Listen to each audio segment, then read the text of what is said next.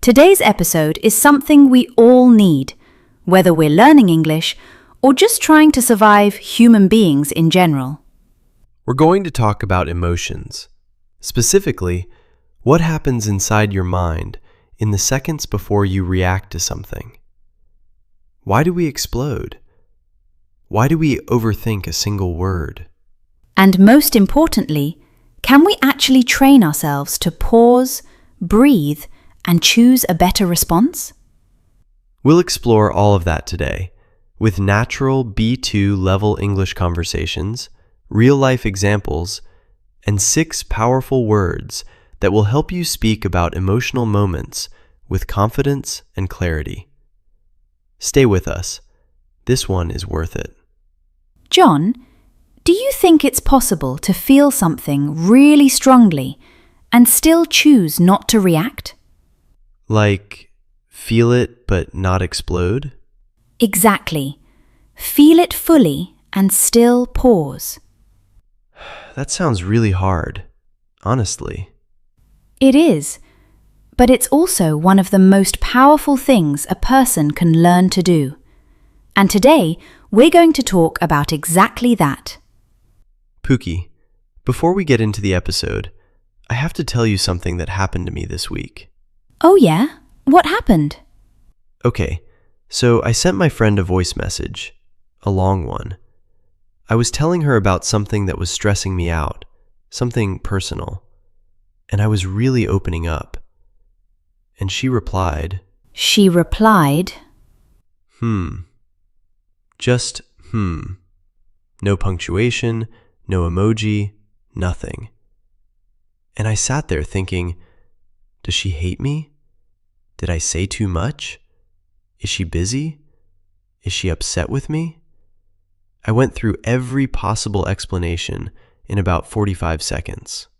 And the actual reason was probably... She was cooking. She told me later. She just said, because she was literally stirring a pot. And yet, your brain created a whole drama. A whole drama, with characters and a plot. A full emotional movie from one tiny, Exactly. And here is the scary part. I was not reacting to what actually happened. I was reacting to what my mind imagined. Oof, that is such a real sentence. Sometimes the situation is small, but the story in our head is huge. And that is what today's episode is really about. How to stop reacting emotionally before the story in your mind takes control. And this is a B2 level English conversation. So you'll learn natural English for emotional moments, misunderstandings, difficult conversations, and self-control. And later, we have our upgraded word tour with only 6 powerful words. Yes, fewer words, deeper teaching. We won't rush through them. We'll use real examples, useful sentence patterns, and show how each word works in different sentences. So stay with us, because by the end of this episode, you won't just understand the topic, you'll also have better English to talk about emotional moments in a much more natural way. And we have a question for you. When you feel hurt, do you usually react immediately, or do you pause first? Be honest. No judgment here. Write in the comments, I react quickly, or I pause first.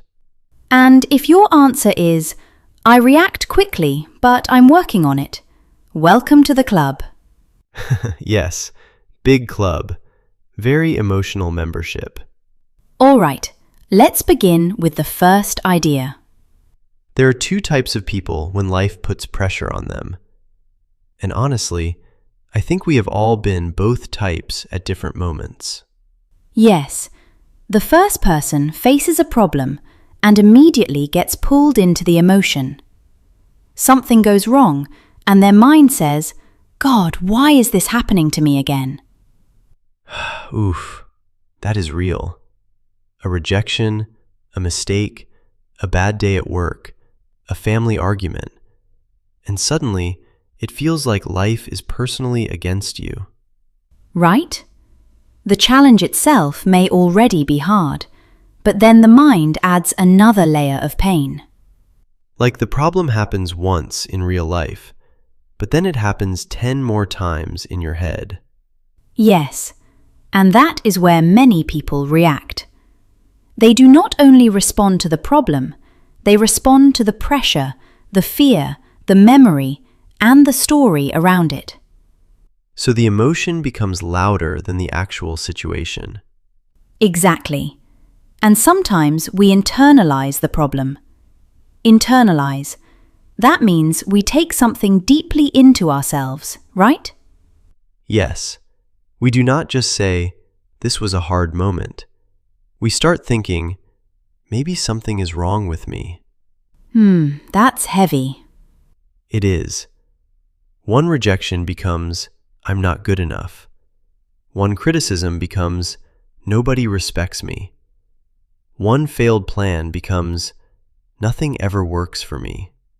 So the problem is painful, but then we turn it into a personal identity. Yes, and that makes the reaction stronger.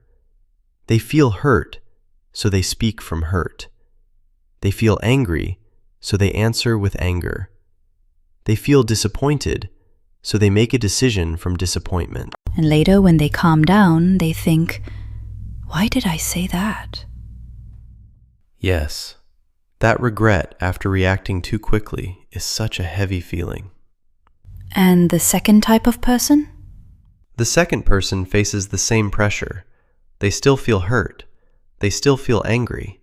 They still feel disappointed. But they pause before they let that emotion control their next move. So they don't pretend the problem is easy. No, they just refuse to let the problem take over their whole mind. That sounds like real strength. It is not the kind of strength where you never feel pain. The kind where pain does not automatically control your words, your decisions, or your future. So the difference is not who has problems. Everyone has problems. The difference is who reacts from the first emotional wave and who waits long enough to choose a better response. That is powerful. One person becomes the emotion. The other person notices the emotion. And that small difference can change the whole direction of a moment. Imagine you're at work and your manager says, "This report isn't quite what I expected." Person A hears that and thinks, "She hates my work. I'm going to get fired. I'm terrible at this job." They go quiet, feel embarrassed, and avoid their manager for the rest of the week. Person B hears the same sentence and thinks, okay, she expected something different. Let me ask what she needed. They walk up, ask one question, fix it in 20 minutes, and move on. Same sentence, same manager. Two completely different emotional journeys, because one person noticed the emotion and the other became it. And this connects to your story from the intro, right? It does. My friend said, that was the fact. Just one tiny sound. Yes, but my mind did not stop at the fact. My mind created a whole meaning. Maybe she is bored. Maybe I shared too much. Maybe she does not care. So the real problem was not only what happened, it was what your mind decided it meant. Yes, and this is where black and white thinking becomes dangerous. Because the mind stops seeing the middle. Exactly. Black and white thinking is when your mind jumps to extremes, good or bad, perfect or terrible. They care about me, or they do not care at all. So instead of thinking, maybe they're busy, your mind says, they don't care. Yes, instead of thinking, maybe that criticism can help me improve, your mind says, I'm not good enough. Instead of thinking, one plan failed, your mind says, nothing ever works for me. And this is how we misinterpret a moment. Misinterpret means we understand something in the wrong way. Exactly. We take one piece of information and give it a painful meaning. So we're not only seeing the situation, we're reading it through fear. Exactly. A late reply becomes rejection. A different opinion becomes disrespect. One mistake becomes proof that you always fail. And when you believe that story, your body reacts too. Yes, your chest feels tight, your face gets warm, your voice wants to rise, your fingers want to type. The thumb becomes a tiny emotional soldier. Ready for battle. But before the thumb goes to war, we can ask one question. What question? Do I know the full story? That is such an important question.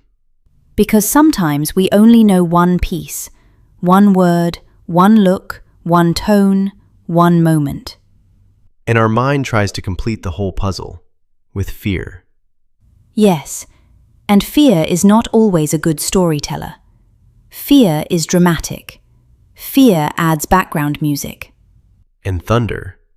And slow motion. But truth is often quieter. So before we react, we can ask, is this a fact or is this a story? The fact is, they replied late. The story is, they do not care. The fact is, they disagreed. The story is, they are against me. The fact is, I made a mistake. The story is, I am a failure. And when we separate the fact from the story, we get space. And that space is where control comes back. Okay, so let's talk about that control. Because some people may hear "don't react" and think it means let people treat you badly. Yes, and that is not what we mean. Not reacting does not mean you have no boundaries. And it does not mean you stay silent forever. It means you do not let the first emotional wave decide your next move. You may still need to speak. You may still need to say, "That hurt me." You may still need to say, "Please don't speak to me like that." But the difference is, your words come from clarity, not panic. Right. You are not trying to attack. You are trying to communicate. That changes the whole energy. It really does. Because when we react from pain, we often want the other person to feel our pain too. That is honest. We say sharp things. We bring up old problems. We make the conversation bigger than it needed to be. And sometimes we become defensive before we even understand what the other person meant. Yes, defensive means you react as if you were being attacked. So you start explaining, proving, interrupting, or protecting yourself immediately. Exactly. Even when no one is actually attacking you. The body feels attacked, so the mouth starts building a wall. That is such a good way to say it. And then later, when we calm down, we think, that was not even what I wanted to say. Yes, because the emotion spoke before the real you had a chance. So taking back control starts inside, before the words come out. What can we say to ourselves in that moment? I do not have to respond from this feeling. I like that. I do not have to respond from this feeling. Because the feeling is real, but it doesn't have to be the boss. The feeling can sit in the room, but it doesn't get to run the meeting.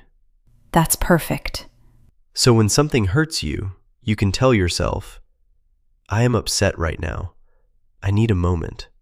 Or, I want to answer, but I should wait. Or, maybe I do not know the full story yet. These small sentences slow the reaction down. And slowing down matters, because emotional reactions often move faster than wisdom. That is why the pause matters. The pause is the small space between feeling something and doing something. And sometimes that small space saves the whole conversation.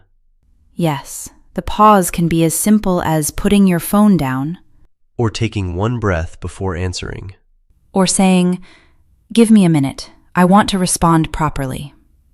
That sentence is so useful.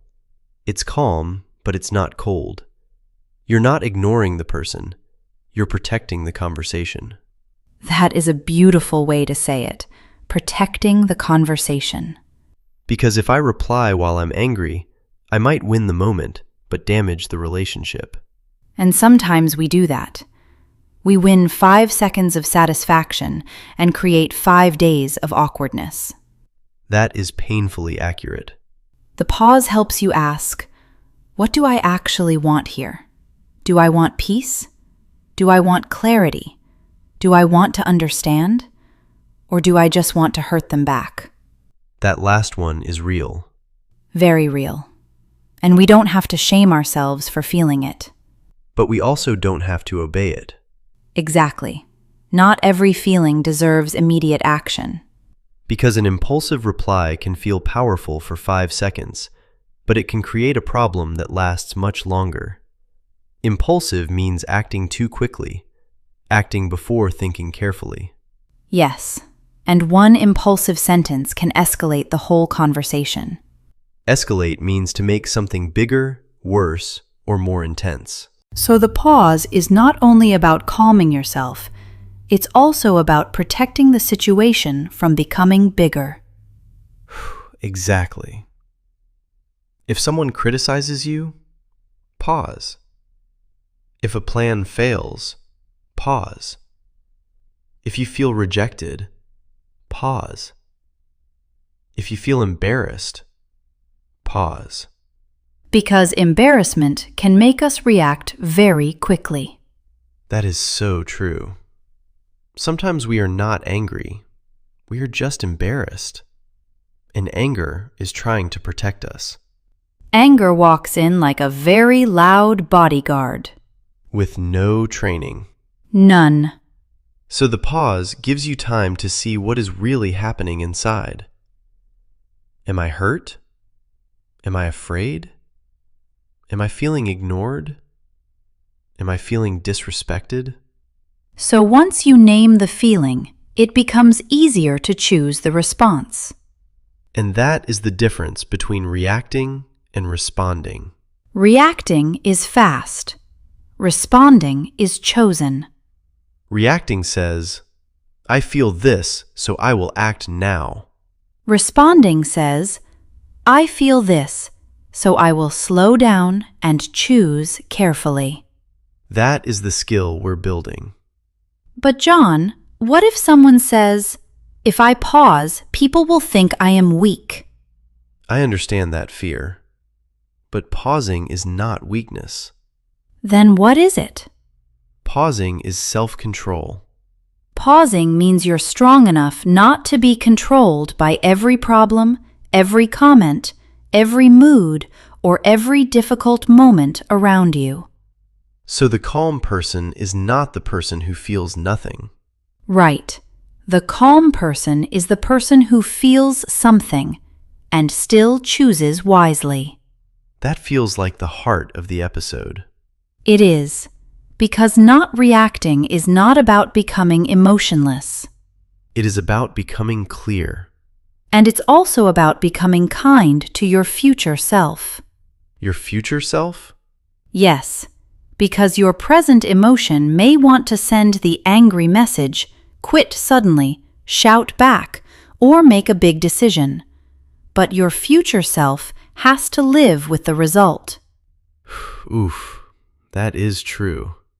Your future self has to explain it, apologize for it, repair it, or feel uncomfortable about it. So before reacting, we can ask, will my future self thank me for this? Yes, that question is simple but powerful. If the answer is no, maybe pause. Maybe definitely pause. Maybe definitely. Strong grammar, weak logic. Emotionally accurate grammar. Fair enough. And after you practice this again and again, something changes. What changes? You start trusting yourself more. Because you know you can handle the feeling. Yes, you can feel hurt and not fall apart. You can feel angry and not become cruel. You can feel misunderstood and not over-explain immediately. That is powerful. And this is where restraint becomes important. Restraint means stopping yourself from doing something, even when you really want to do it. Yes. Restraint means you feel something strongly, but you do not let the strongest feeling choose your action. So restraint is not weakness. No. Restraint is strength with control. And it helps you care deeply without losing yourself. Exactly. Some people think not reacting means, I don't care. But that is not true. You can care and still stay steady. You can love someone and still say, I need a moment. You can respect someone and still say, I want to talk about this later. You can be peaceful without being passive. And you can be honest without being harsh. So if we connect everything, the journey looks like this. Life puts pressure on you. You internalize the problem. Your mind may misinterpret the story. You become defensive. You feel impulsive. The situation can escalate. And then restraint helps you choose a better response. That is the whole emotional journey. Exactly. You can react immediately, or you can pause, question the story, and choose your response. And that one small pause can protect your peace, your words, and sometimes even your relationships. So before we move into the word tour, let's leave our listeners with one sentence. What sentence? Not reacting does not mean I feel nothing. It means I am choosing what deserves my energy. That is beautiful. Our first word is internalize. Internalize means to take something deeply into yourself, emotionally or mentally. So if someone criticizes you and you start thinking, maybe I'm not good enough, you are internalizing the criticism. Ah, so the comment was outside, but I carried it inside. Exactly. You can say, I'm trying not to internalize negative comments. I internalized what they said. Yes, and internalized describes something already carried inside you, like internalized pressure or internalized fear. So if I say, he carries a lot of internalized pressure, it means the pressure has been sitting inside him for a long time. Exactly. And that pressure may not even come from today. It may come from old expectations, old criticism, or old fear. That feels real. You seemed quiet after the meeting. Are you okay? I think I internalized the feedback. It felt like he was criticizing me as a person. Maybe the feedback was about the work, not about you. Quick correction. Don't say I internalized myself. Say, I internalized the comment, / I internalized the criticism, / I internalized what they said. So instead of saying, I took it too personally, say, I internalized it. Our second word is misinterpret. Misinterpret means to understand something in the wrong way. This word is perfect for emotional moments, because sometimes we react to what we thought something meant. Give me a simple example. Someone replies late, and I think they are ignoring me. Yes, you may be misinterpreting the late reply. The fact is, they replied late, but your mind says they don't care. Exactly. A useful sentence. Maybe I misinterpreted your message. That sounds much calmer than, you were rude. Very much calmer. You can also say, I misinterpreted your tone. I misinterpreted your silence. Yes, and the noun is misinterpretation. Like, the argument started because of a simple misinterpretation. Perfect. That means someone understood something wrongly, and the whole situation became bigger. When I said I needed space, I didn't mean I was angry. I think I misinterpreted it. I thought you were upset with me. No, I just needed time to calm down. Quick correction. Don't say, I misinterpreted about your message. Say, I misinterpreted your message. / I misinterpreted what you said. So instead of saying, I understood it wrong, say, I misinterpreted it. Our third word is defensive. Defensive means reacting as if you are being attacked, even when the other person may not be attacking you. So if someone gives me feedback and I immediately start explaining myself, I might be defensive. Yes, you can say, I got defensive when I heard the feedback. He sounded defensive. My reaction was defensive. What about defensiveness? Defensiveness is the noun. For example, his defensiveness made the conversation harder. So his protective reaction blocked the conversation. Yes, and defend is the verb, like, I defended my friend. Exactly. Defend is not always negative, but defensive often means you are protecting yourself too quickly or too emotionally. So defending can be necessary, but getting defensive can make the conversation difficult. Can I be honest? That comment sounded a little sharp. Sharp? I was just explaining. I'm not attacking you. I just want to tell you how it felt. Okay, sorry. I got defensive for a second. Quick correction. Don't say, I became defend. Say, I got defensive / I became defensive. Instead of saying, I reacted like I was attacked, say, I got defensive. Our fourth word is impulsive. Impulsive means acting too quickly without thinking carefully about the result.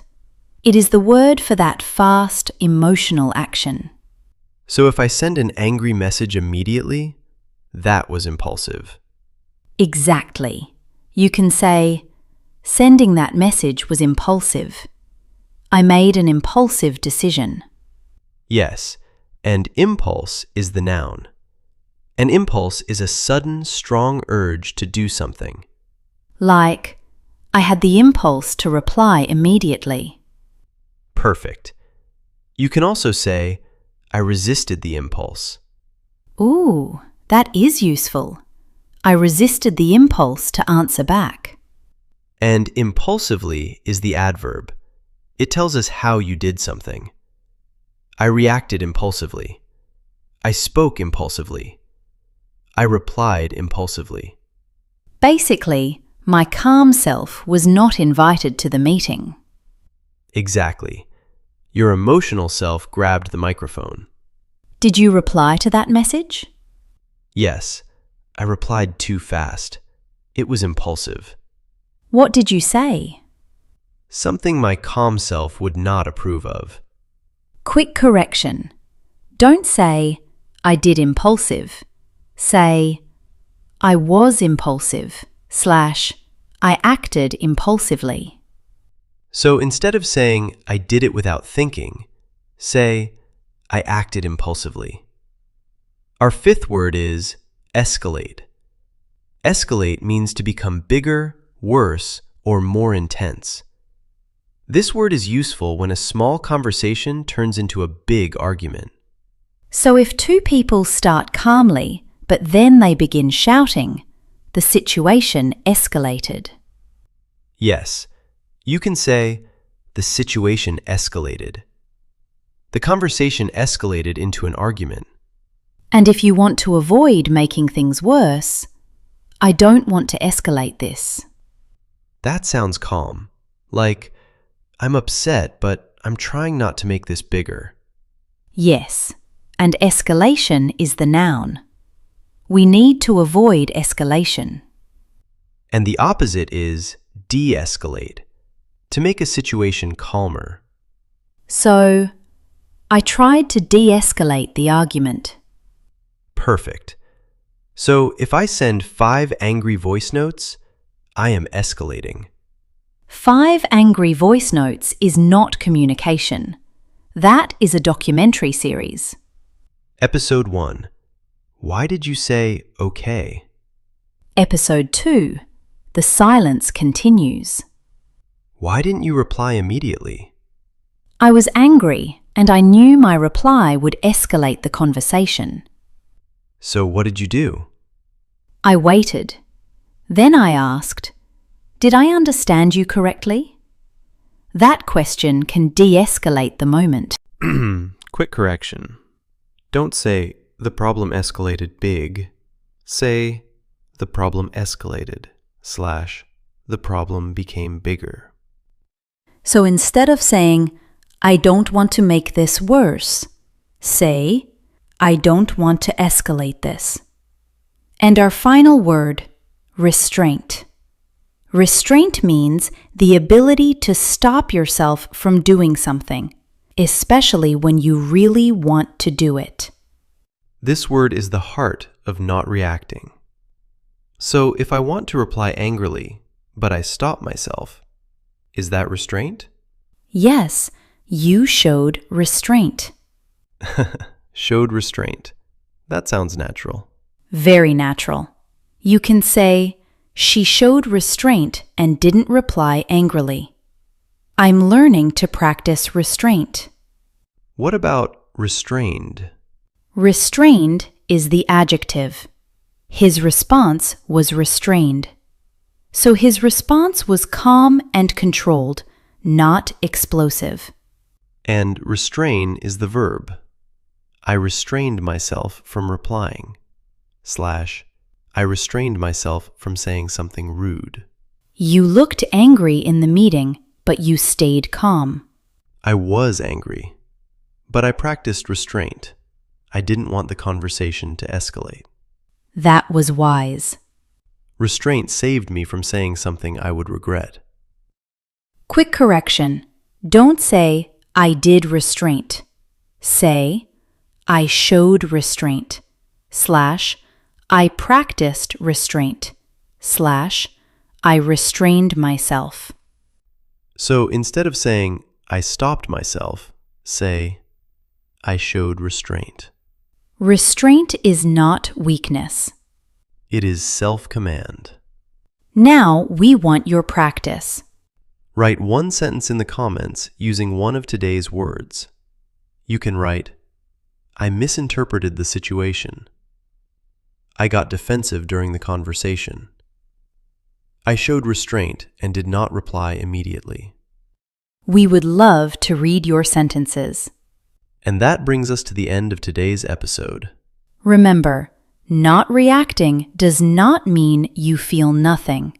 It means you are giving yourself a moment to choose your response.